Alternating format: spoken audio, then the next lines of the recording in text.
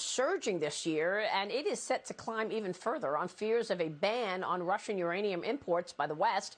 According to new research from Bank of America, Russia is one of the world's top uranium exporters, and imports of the material have yet to be banned by the United States. Joining me right now is Uranium Energy Corporation co-founder, president, and CEO, Admir Adnanis. Admir, it's good to see you again. Thanks very much for being back here.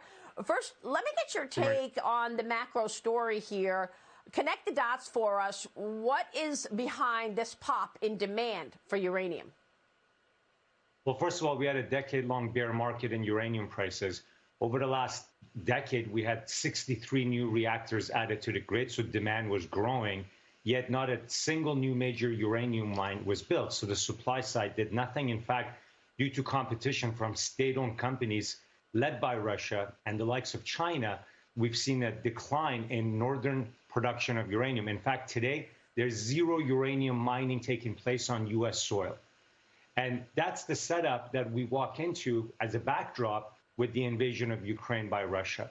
And with that, and now the introduction of what you alluded to with the proposed bans in the Senate and in the House on Russian imports of uranium, the market has become even tighter. And uranium is, as you pointed out, one of the best performing commodities year to date. But it's a slow buildup to get to this inflection point with Russia's invasion.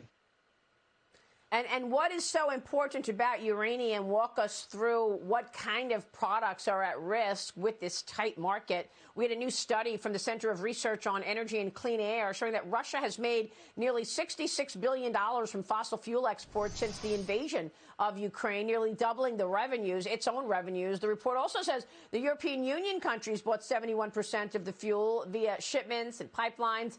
I know you have experience dealing with Russia, but we've just seen what happens when you rely too much on an adversary like Russia. They just blackmailed, Poland and others in Eastern Europe and saying, we're not going to send you natural gas. So is that what we're faced with? And why do we need uranium so much?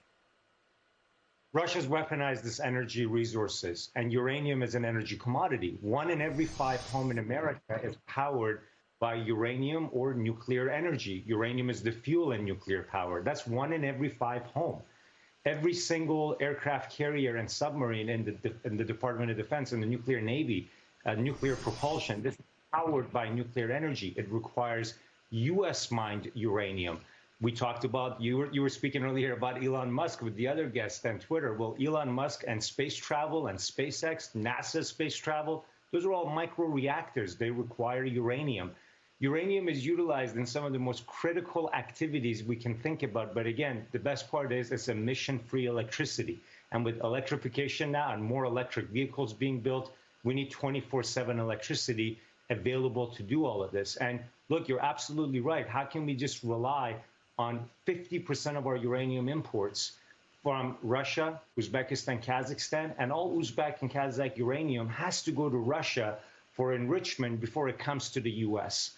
And so today, when you think about it, and you're right, I do have experience with the Russian government. We just acquired about 4 months ago a company called Uranium One from the Russian government. So we're trying to do something about that.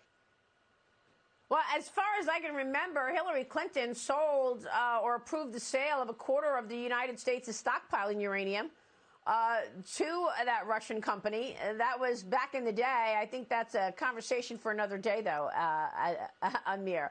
But it's worth noting. Thanks very much. Yeah, final word. Go ahead, Admir.